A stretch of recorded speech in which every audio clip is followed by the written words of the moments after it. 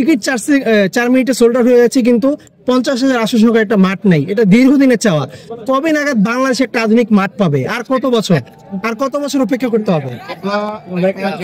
নির্বাচনে আমাদের যে জায়গাটা, সেটা 10 বছর আগে থেকে শুনতেছি। হ্যাঁ, যে জায়গাটা আছে সেখানে 36 একরের মতো জায়গা। এর পাশাপাশি আমরা ডেডিকেটেড একটা ফুটবল স্টেডিয়াম তৈরি করার জন্য আমরা ইতিমধ্যে সিদ্ধান্ত নিয়েছি এবং আমাদের রাজুক এবং গণপূর্ত মন্ত্রণালয়কে চিঠি দেওয়ার সিদ্ধান্ত নিচ্ছে। কারণ আমাদের নেক্সট এক্সপানশনটা হবে কিন্তু পূর্বাচল ভিত্তিক।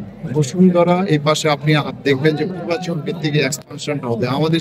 সেখানে যদি এখন থেকে পরিকল্পনা না নেই তাহলে কিন্তু আমাদের এই মাঠের স্বল্পতা থেকে যাবে। আর ঢাকা স্টেডিয়ামটা রিসেন্টলি আধুনিকায়নের কারণে কিন্তু কিছুটা ধারণটা কমে গিয়েছে, কারণ ফিফার মান অনুযায়ী এখানে চেয়ার বসানোর কারণে আগে যেটা ছিল প্রায় অর্ধেকে নেমে এসেছে। তো আমরা ওই যে আন্তর্জাতিক পর্যায়ে মান অনুযায়ী শুধুমাত্র মাঠ নয়, আমরা স্পোর্টস সিটির জন্য কিন্তু আলাদাভাবে একটা পরিকল্পনা নিয়েছে ঢাকা।